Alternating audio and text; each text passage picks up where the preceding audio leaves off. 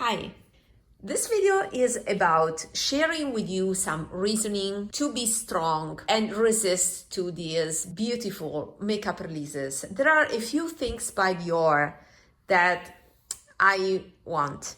I rationally think they are unnecessary, especially considering the huge amount of makeup that I own. So I think I have some valid points that I would like to share with you, so that at least before purchasing, you have a broader perspective and you can make your own choice. So those DIOR palettes, they're already available at DIOR. I'm not sure if they will be available at retailers. In my case, for example, if I buy from retailers, there are some promos, so I can save some money. But I've noticed that these palettes are 83 euros here in Italy compared to 65, 68 euros that is the normal price of these DIOR quints.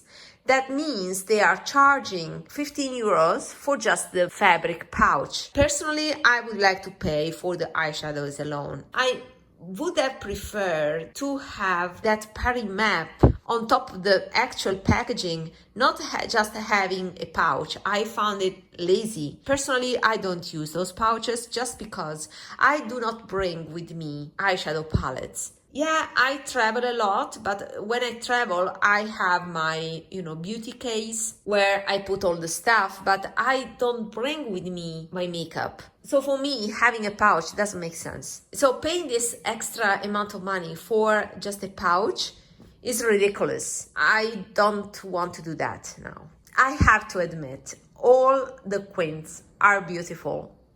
And I do not exclude that I may purchase that only if I find some sort of discount. No way I'm paying full price for these palettes, because honestly, there isn't a color story that is totally convincing. The two quints that I'm attracted by are the pink one, Champs-Élysées, and the gray one. In the pink one, there are different types of duochromatic pinks that honestly will look the same. This is pretty, and I do not exclude that I can purchase that in the future only if I find an offer on it. But as pretty as it is, we may have baked gelée pinks at this point. My recent purchase in this direction is this by Sisley. Is metallic pink, and is this eyeshadow that I'm actually using a lot and is very pretty. Is a bright pink, brightening and youthful. I think that either the central shade or the top left shade of the Champs-Élysées palette is like this. And this also has the tiniest duochromatic effect that I don't think it's visible here, but pulls a bit orangey gold. So what I'm trying to say is that you may have these shades. These are very feminine, pretty, but we may have them already. Beside this, a recent purchase that I did, taking advantage of the clearance sale on the NARS website, is picking this palette that is the Holiday Blush palette, All That Glitters. This palette is all made of baked gelée products, and again, another unpopular opinion, I do think there are differences among baked gelée, more drugstore, cheaper brands baked gelée products, and more high-end baked gelée like this. But I cannot distinguish between a NARS baked gelée and a Chanel baked gelée. Even Guerlain is great because it offers a variety of finishes, but if I did a blind test, I don't think I would be able to recognize the brand, because I think that these high-end baked gelée products are the same. Therefore, having a palette on sale that is all baked gelée is a nice deal. And as you can see, I mainly use this. I purchased this palette because of this shade. And this is, again, a pink. It is a cool tone pink. Let's put it here. And yeah, a cool tone pink, a more duochromatic pink This more or less can mimic a look that I can achieve with that DIOR Champs-Élysées palette. Another concept, let's say, statement that I'd like to share with you is, first of all, they do not swatch like they look on the pen. For example, this shade here, it looks like an aubergine brown, but it's warm. You see here, it's totally different from what you see here on the pen. What you swatch, it's not always what you get. And these two are my favorite shades in the palette. So let me see. Silver Screen and Hot Spot. Both Hot Spot here and also this shade that is called Sabrina. The second statement is that usually, with a few exceptions like this, usually baked shades tend to be orangey warm. They're warmer than expected. So it's rare to find cool tone baked gelée, and it's the reason why also I picked this palette specifically for this shade. This shade looks similar also to the Chanel highlighter. Maybe this is more pigmented, but mixed with a whitish shade becomes identical to the Chanel highlighter in the Pink Duo. Now I realized that I don't need that palette, so that is delisted. There's another palette, the gray palette, that is tempting as well. But that gray palette has two shades that are present in every smoky palette. For example, this Guerlain Imperial Moon palette is very similar to that palette by DIOR because these are always there, a black and a silver. If you exclude this taupe shade and you put a gold, then you have practically that DIOR palette. But that DIOR has that middle tone gray, and also the gold is not a straight gold, but it has some green in it. So I'm still attracted by that palette. So I'm not totally convinced that I own all the shades of that palette, because middle grays are quite unique to find in this Baked Gelée formula. I still have some points in favor of purchasing that DIOR palette. But anyway, using this Imperial Moon can make me stronger for a while until I find a sale or something. I also want to bring your attention to this amazing palette, the Chanel palette for the holidays 2023, and is a nice alternative to that DIOR palette 30 Montaigne from the latest DIOR collection, Plein de Paris. Yeah, it has the silver and the black, but this is more a sparkling topper compared to a straight silver. The middle tone is more brown compared to a straight gray that is in that palette. And you have a gold, like in that palette. So yeah, this is light, warmer version, I was called Lumière Graphique, is a warmer version of that DIOR palette. So these DIOR palettes are the items in my wish list I'm the most tempted by. To be honest, I wish I saved my money on some purchases like this. I purchased these palettes by Busy Earth. I purchased this palette because of the taupe. And my conclusion is that I don't like Busy Earth as much as I liked it in the past. Or better to say, I don't like these formats. I like their core palettes, the professional palettes for makeup artists, but these ones that are more consumer type of palettes, I thought to like this color story more. This is their latest palette, Paris Rêverie, that I purchased from Maquilaya. Busy Earth is not so easy to find here. In US, they have an amazing US website. So if you are in US, you can purchase there. There are good deals. Also, there's Lexi that compared this palette to the DIOR Pastel Glow palette that I own. Personally, I much prefer the DIOR palette compared to this one. Reason is, this looks like a beige, but turns mauve on me. So the lilac theme is also in the undertone of some of these shades. And this, I don't know what to expect from this. Was a silvery pink, but I didn't like it. And these are not my shades because are too warm. This is nice, but I recently purchased a Suku palette based on this lilac theme. So it's kind of redundant at this point. And these I haven't used. So maybe I should try these ones. So in a nutshell, I wasn't satisfied by the look I achieved with this, but I need to try it more. And this one again, I thought it was more neutral beige, but I don't know, I see some red in it. I didn't like it, and I purchased only for this shade because, as I said in the past, it's difficult with this here to find beigey taupes.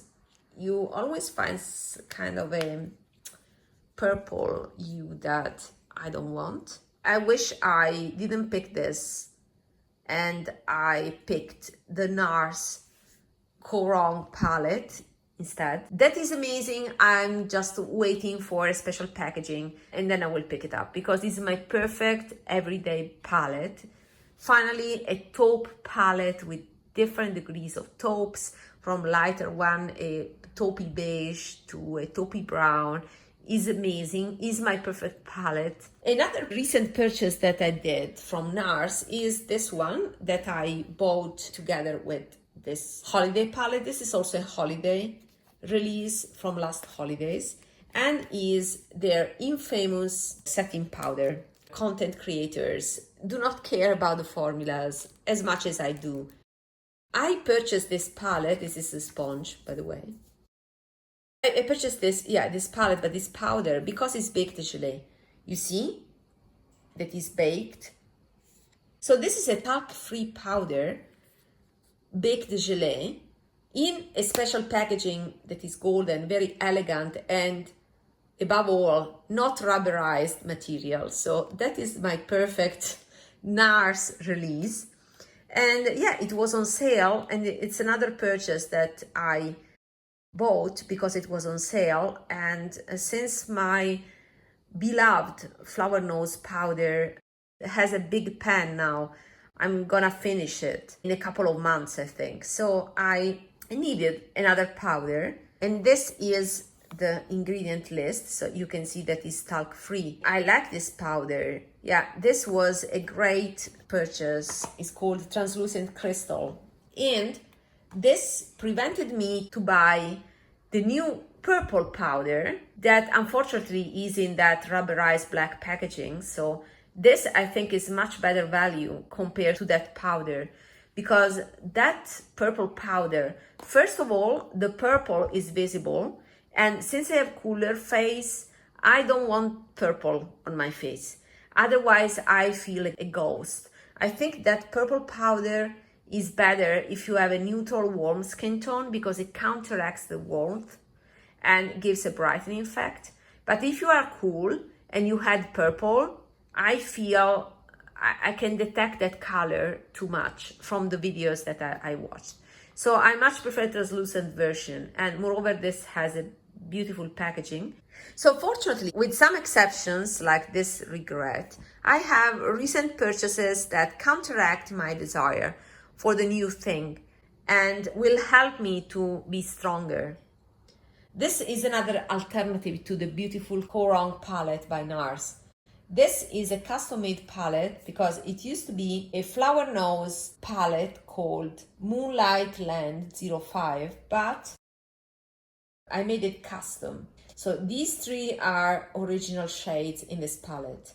And then this palette had a very dark brown and another metallic shade that was similar to Astral White by Pat McGrath, was a shimmery silver blue. And what I did was depotting those shades and put here the two taupe browns from the number 1 palette.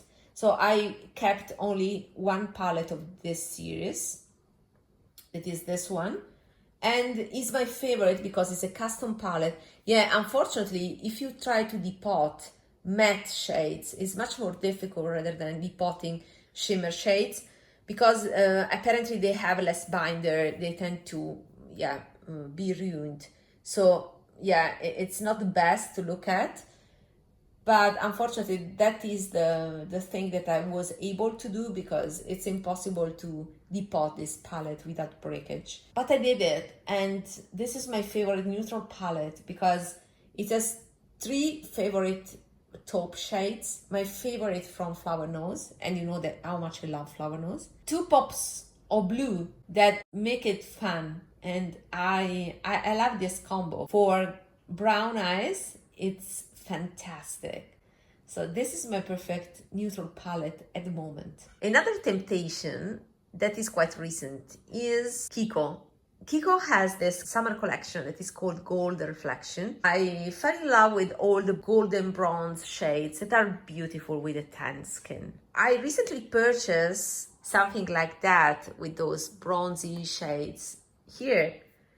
I wanted to buy something else from Bobbi Brown, and in my order I added this. I think this is the best piece from the Kerry Rosenthal collection. I love the palette itself, the packaging, and the Luxe eyeshadows here are not the Big Déjeuner ones, but this formula is the best powder formula on the market. And I like the fact that these are not as orange as I thought they would have been. My favorite is this brown. I purchased this because of this bronzy brown that is not too orange on me. It is a pretty monochromatic palette that could have been condensed in a duo, for example. These 3 are kind of the same shade, but I don't care. I love this palette. So I don't need any Kiko because the quality is inferior to this, and I can enjoy this one. Also, another recent purchase is this one by Suku, is the palette 138. That is suspiciously similar to the new YSL palette that I didn't talk about in my latest video about new releases because it was leaked after I recorded that video, but is very similar to this palette by Suku. And what I loved from this palette that made me decide to purchase it is the top combo. We have an olive neutral, and it's rare to find olive tones like this. And on top of that, we have a purple that pairs beautifully, in my opinion. And this can be used as a blush, this pink. They are very similar, so I have this. I won't buy the Yves Saint Laurent one. So the Yves Saint Laurent is one of my favorite formulas, but I'm waiting for the perfect color story to buy it. So what are your biggest temptations? Let me know in the comments. Until next time, bye bye.